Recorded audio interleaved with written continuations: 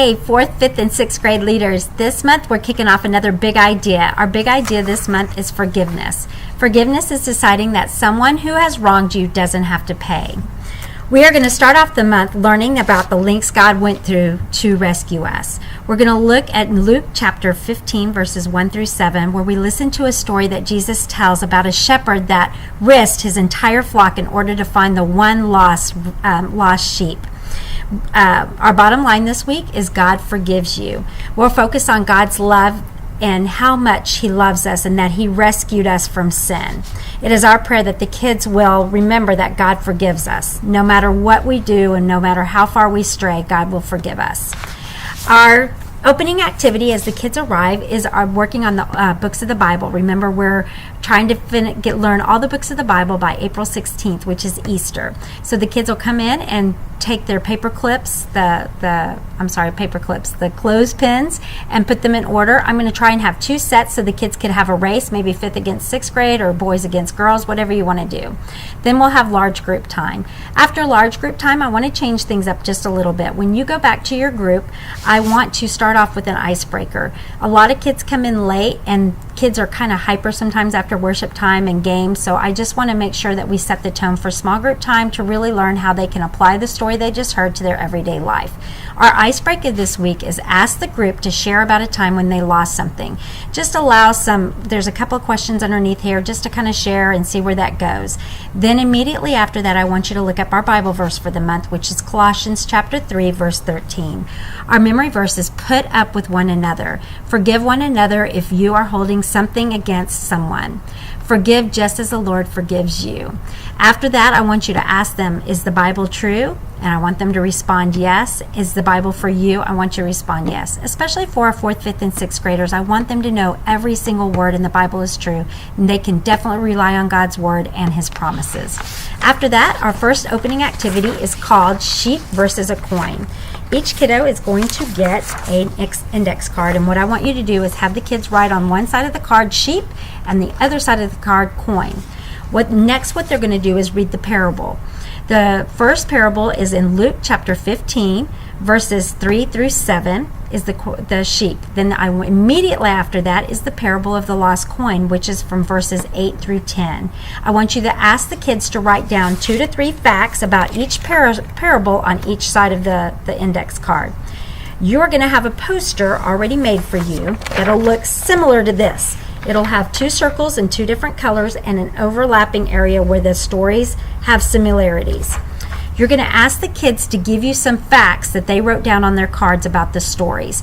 List the facts out either inside the circles, unless they're similar. If they're similar, and here's a little cheat sheet for you, if they're similar, write them in the center.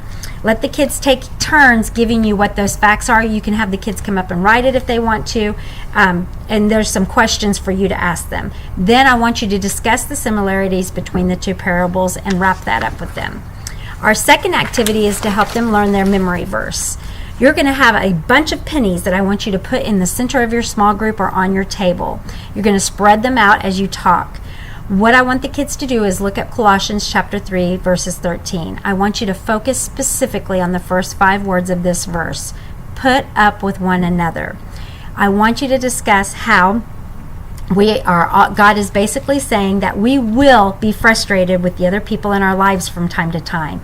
And we're going to have a lot of time this month that we're going to be focusing on this forgiveness. And so I want they're going to spend some time talking about what that looks like. There's some dive deeper discussions that I want you to go through with the kids as soon as you finish reading and talking about the verse.